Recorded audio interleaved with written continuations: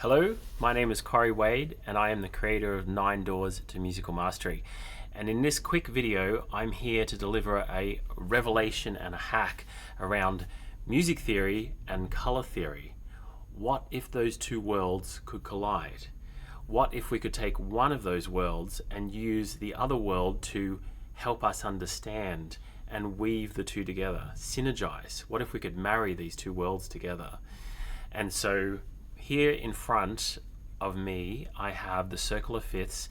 It's known as a musical compass, and if you haven't seen it before, as a musician, it's a very powerful compass for us to basically explore the sonic landscape, to understand the music that we're creating and playing, composing, arranging, but also as a way of navigating into new sonic territories and seeing the function and how music actually works. The mystery of music is actually revealing itself. The more we look at this particular pattern called the circle of fifths, the more we see. So I have, with every one of my pianos, I have a circle of fifths sitting next to it, even though I know it quite well and I could draw it with my eyes shut. It's a way for me to actually navigate and move the sonic landscape as I explore. So that's the circle of fifths. And so what if we could bring in Newton's 12-tone color wheel and embed that into the circle of fifths? Now, Newton's 12-tone color wheel is 12 tones, right? 12 colors, and the circle of fifths is 12 key signatures. It's not an accident. Just like there's 12 integers on the clock, perhaps 12 months in a year, there's some pattern going on here with 12. We have 12 notes in the chromatic scale. There's a clue in that title right there. Chroma means color in Latin. And so what you see in front of you right now is the 12-tone color wheel embedded into the center of that circle of fifths.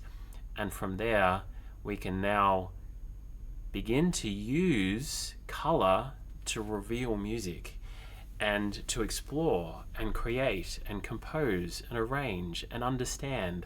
And if you know anything about color theory, then you might understand something new about music theory, or music theory tells you something about color theory. So the two worlds collide and form some kind of marriage that we can explore.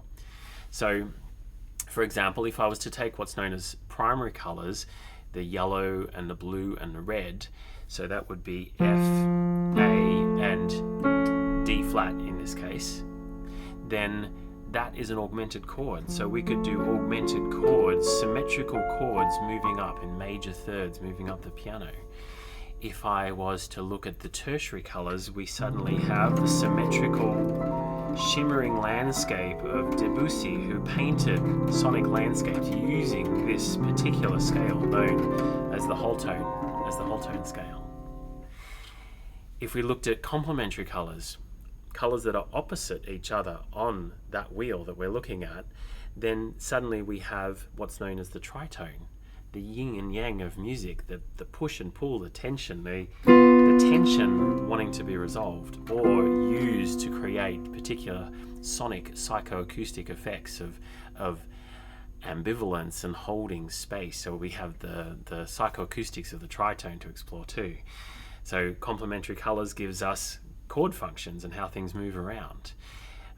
We have modes. We can think of modes if we have, say, all the white notes on the piano, which now are blue at the moment. If we have all the white notes on the piano in the key of C, and if we move that to a different home, we could have major versus minor. So we could think of them in terms of hues and tints.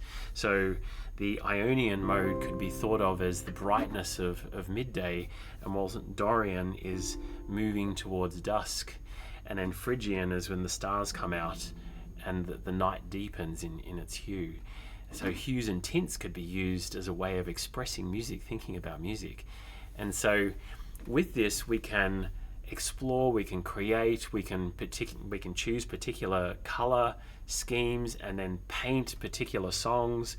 We could bring the color theory over the top of certain songs and then look at what's going on and understand music through the lens of color. There is so much to explore here, so I'm very excited to be opening this hack and revelation. If you're interested in more, there'll be deep dive videos exploring the many different possibilities that arise out of using the color theory to explore music theory and all that's possible from there. So If you're interested, explore the Patreon link below. Ciao.